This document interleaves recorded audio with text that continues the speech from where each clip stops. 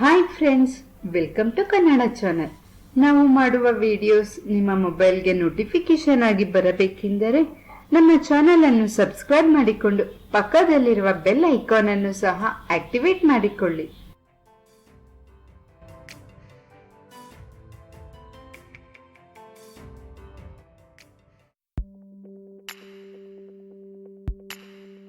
ವಯಸ್ಸು ಆಗ್ತಾ ಆಗ್ತಾ ಚರ್ಮದ ಮೇಲೆ ಸುಕ್ಕು ಅನ್ನುವುದು ಬರುತ್ತದೆ.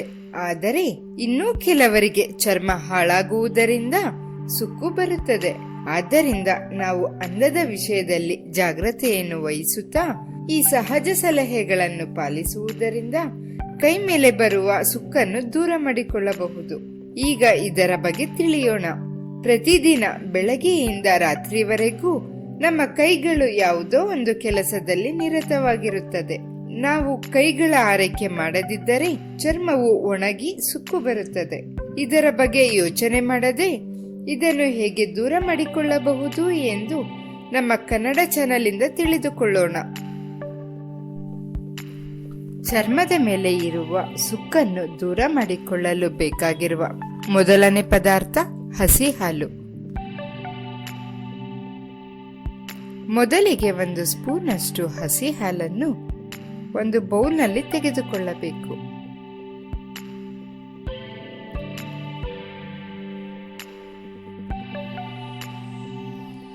ಈಗ ಕಾಟನ್ ಸಹಾಯದಿಂದ ಕೈಗಳಿಗೆ ಅಪ್ಲೈ ಮಾಡಬೇಕು.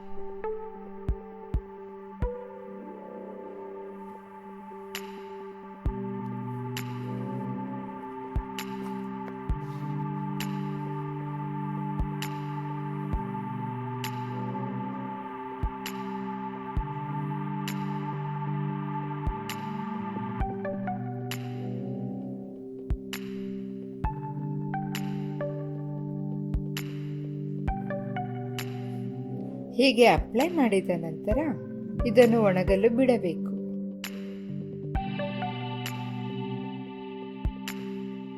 ಇದು ಒಣಗಿದ ನಂತರ ತಣ್ಣೀರಿನಿಂದ ಸ್ವಚ್ಛಗೊಳಿಸಿಕೊಳ್ಳಬೇಕು. ಹೀಗೆ ಪ್ರತಿದಿನ ಹಾಲನ್ನು ಅಪ್ಲೈ ಮಾಡಿಕೊಳ್ಳುವುದರಿಂದ ಇನ್ಸ್ಟೆಂಟ್ಲಿ ನಿಮ್ಮ ಕೈಗಳನ್ನು ಮೃದುವಾಗಿ ಮಾಡಿಕೊಳ್ಳಬಹುದು.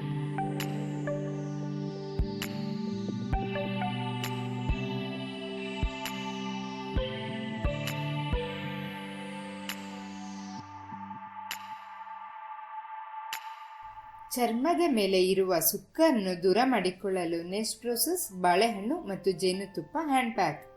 ಬಾಳೆಹಣ್ಣು ನೈಸರ್ಗಿಕ ಮಾಯಿಶ್ಚರೈಸರ್. ಇದು ಡ್ಯಾಮೇಜ್ ಆಗಿರುವ ಚರ್ಮವನ್ನು ರಿಪೇರಿ ಮಾಡಿ ಚರ್ಮದ ಅಂದವನ್ನು ಹೆಚ್ಚಿಸುತ್ತದೆ. ಜೇನುತುಪ್ಪ ಚರ್ಮವನ್ನು ಮೃದುವಾಗಿ ಮತ್ತು ಹೈಡ್ರೇಟ್ ಆಗಿರಲು ಸಹಾಯ ಮಾಡುತ್ತದೆ.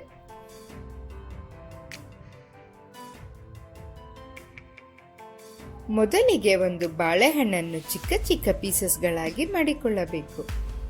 ಮಿಕ್ಸಿ ಜಾರ್ನಿಂದ ಸ್ಮೂತ್ ಪೇಸ್ಟ್ ಆಗಿ ಮಾಡಿಕೊಳ್ಳಬೇಕು.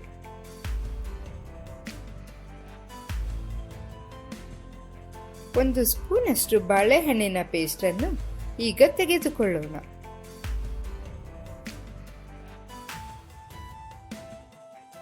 ಬಾಳೆಹಣ್ಣಿನ ಪೇಸ್ಟ್ಗೆ 1 ಸ್ಪೂನ್ ಜೇನುತುಪ್ಪವನ್ನು ಹಾಕಿಕೊಳ್ಳೋಣ.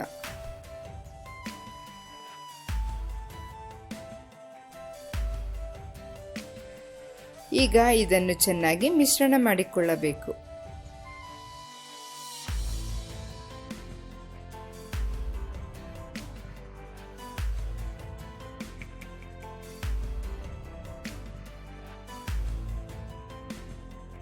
ಈಗ ಈ ಮಿಶ್ರಣ ರೆಡಿಯಾಗಿದೆ.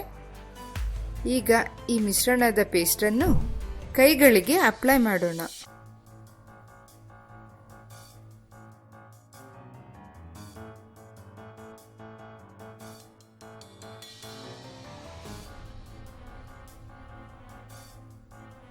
ಸ್ಮೂತಾಗಿ ಮಸಾಜ್ ಮಾಡಬೇಕು.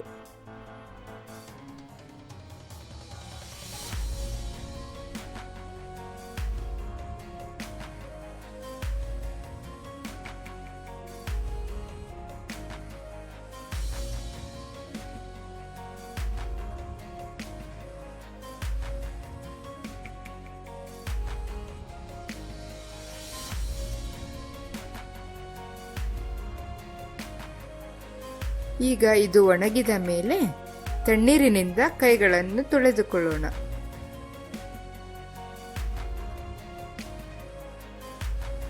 ನಾವು ಇದರಲ್ಲಿ ಉಪಯೋಗಿಸಿದ ಪದಾರ್ಥಗಳು ನೈಸರ್ಗಿಕವಾಗಿರುವುದರಿಂದ ಇದರಲ್ಲಿ ಯಾವುದೇ ರೀತಿಯ ಸೈಡ್ ಎಫೆಕ್ಟ್ ಇರುವುದಿಲ್ಲ.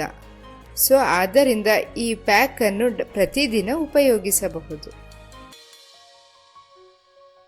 ಸುಕ್ಕನ್ನು ಕಡಿಮೆ ಮಾಡಿಕೊಳ್ಳಲು ಲಾಸ್ಟ್ ಪ್ರೋಸೆಸ್ ತೆಂಗಿನಕಾಯಿ ಎಣ್ಣೆ.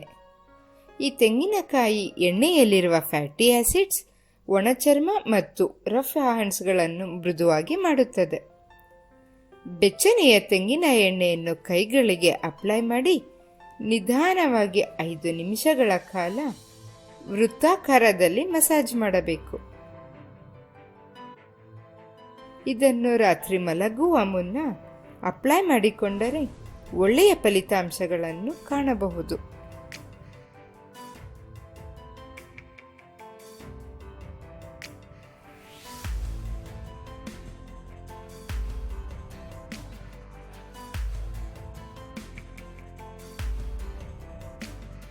ನಿಮಗೆ ಈ ಪ್ರೋಸೆಸ್ ಅನ್ನು ಪ್ರತಿದಿನ ಮಾಡಿಕೊಳ್ಳಲು ಸಮಯ ಇಲ್ಲವೆಂದರೆ ಈಗ ನಾವು ಹೇಳುವ ಈ ರೆಮಿಡಿಯನ್ನು ವಾರದಲ್ಲಿ 1 ರಿಂದ 2 ಬಾರಿ ಮಾಡಿಕೊಳ್ಳಬಹುದು.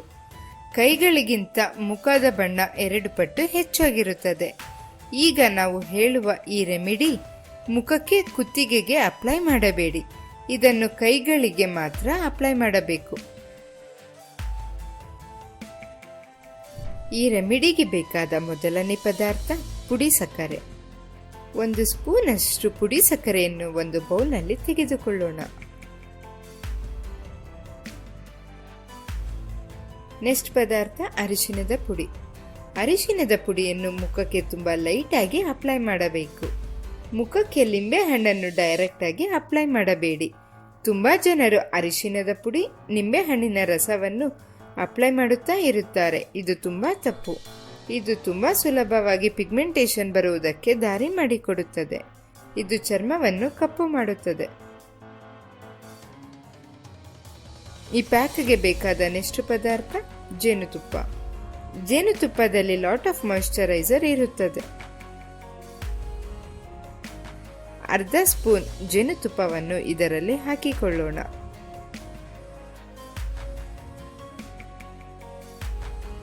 ಇದಕ್ಕೆ ಬೇಕಾದ ನೆಕ್ಸ್ಟ್ ಪದಾರ್ಥ ಹಸಿ ಹಾಲು.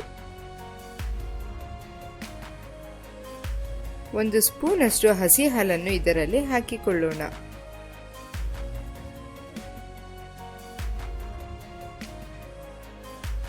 ಈಗ ಈ ಎಲ್ಲ ಪದಾರ್ಥಗಳನ್ನು ಚೆನ್ನಾಗಿ ಬೆರೆಸಬೇಕು.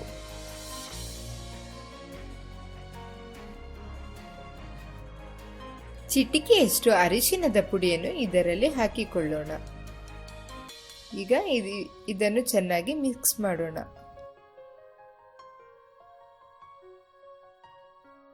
ಈಗ ಈ ಮಿಶ್ರಣದ ಪೇಸ್ಟ್ ಅನ್ನು ಕೈಗಳಿಗೆ ಅಪ್ಲೈ ಮಾಡಬೇಕು.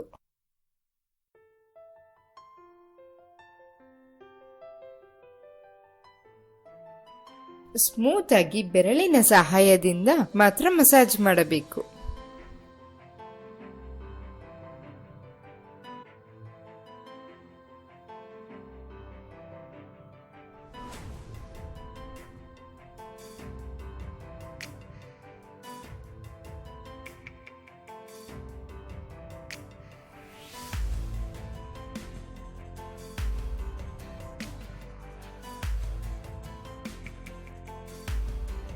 ಇದು ಒಣಗಿದ ನಂತರ ತಣ್ಣೀರಿನಿಂದ ತೊಳೆದುಕೊಳ್ಳಬೇಕು.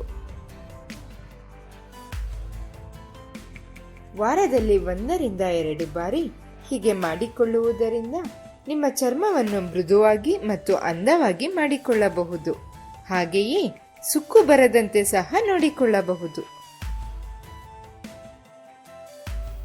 ನಮ್ಮ ಅಡುಗೆ ಮನೆಯನ್ನೇ ಔಷಧಿಯಾಗಿ ಬದಲಾಯಿಸಿಕೊಂಡು ನಮ್ಮ ದೇಹದಲ್ಲಿ ಸಂಭವಿಸುವ ಅನೇಕ ಆರೋಗ್ಯ ಸಮಸ್ಯೆಗಳನ್ನು ಹೇಗೆ ಗುಣಪಡಿಸಿಕೊಳ್ಳಬಹುದೆಂದು ಹೇಳುವುದೇ ನಮ್ಮ ಪ್ರಯತ್ನ. ಆದ್ದರಿಂದ ನಮ್ಮ ವಿಡಿಯೋಸ್ಗಳನ್ನು ಮಿಸ್ ಮಾಡದೆ ನೋಡಬೇಕೆಂದರೆ ತಪ್ಪದೆ ನಮ್ಮ ಕನ್ನಡ ಚಾನೆಲ್ ಅನ್ನು ಸಬ್ಸ್ಕ್ರೈಬ್ ಮಾಡಿಕೊಳ್ಳಿ.